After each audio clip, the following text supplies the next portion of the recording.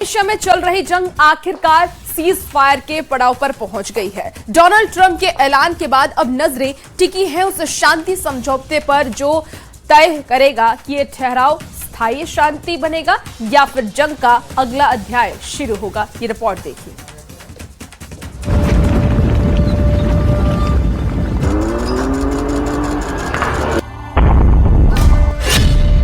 पहले डेडलाइन, फिर धमकी और अब सीज फायर। पश्चिम एशिया में पिछले करीब 40 दिनों से चल रहा महायुद्ध अब सीज फायर की तरफ बढ़ चुका है। अगले 2 हफ्ते तक दोनों देशों के बीच अब ना तो गोलीबारी होगी, ना ही मिसाइलें चलेंगी और ना ही ड्रोन उड़ेंगे। ईरान को दी गई डेडलाइन के खत्म होने से 1.5 घंटे पहले अमेरिकी राष्ट्रपति ट्रंप ने 2 हफ्ते के सीज फायर का ऐलान किया, जिसमें उन्होंने बताया कि यह फैसला एक अहम शर्त के साथ जुड़ा है, जिसके मुताबिक ईरान को तुरंत हॉर्मुज स्ट्रेट खोलना होगा।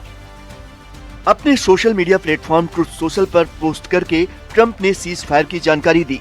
उन्होंने लिखा, पाकिस्तान के प्रधानमंत्री से बातचीत के बाद उन्होंने मुझसे कहा कि आज रात ईरान पर होने वाले हमले को रोक दिया जाए, इस शर्त पर कि ईरान तुरंत पूरी तरह और सुरक्षित तरीके से हॉर्मुज स्ट्रेट को खोल दे।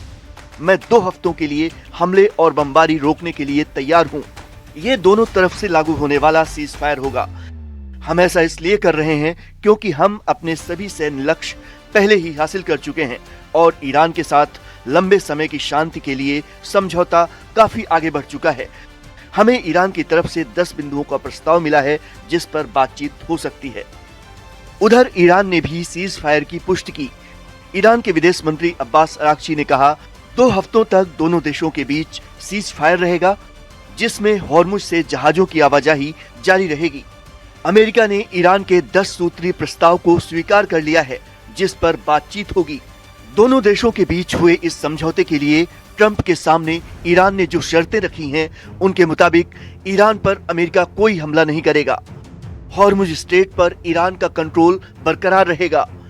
ईरान को परमाणु संवर्धन जारी रखने की अनुमति होगी। ईरान पर अमेरिका के सभी आर्थिक प्रतिबंध खत्म होंगे।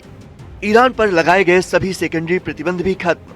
संयुक्त सुरक्षा परिषद के सभी प्रस्ताव रद्द। International atomic energy agency board of governors के सभी प्रस्ताव रद्द होंगे। अमेरिका ईरान को जंग में हुए नुकसान का हर्जाना देगा।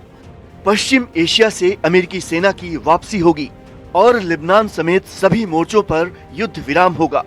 उधर ईरान के सुप्रीम लीडर मुज्तबा खामनेई ने भी सीज फायर को अपनी मंजूरी दे दी है।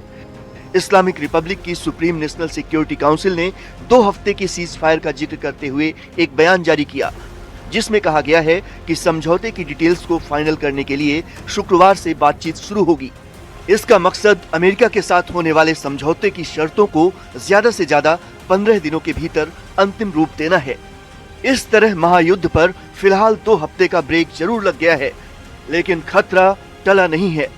अगले 14 दिनों में अमेरिका और ईरान के बीच होने वाली बातचीत ये तय करेगी कि ये युद्ध खत्म होगा या फिर महायुद्ध के नए चैप्टर की शुरुआत होगी।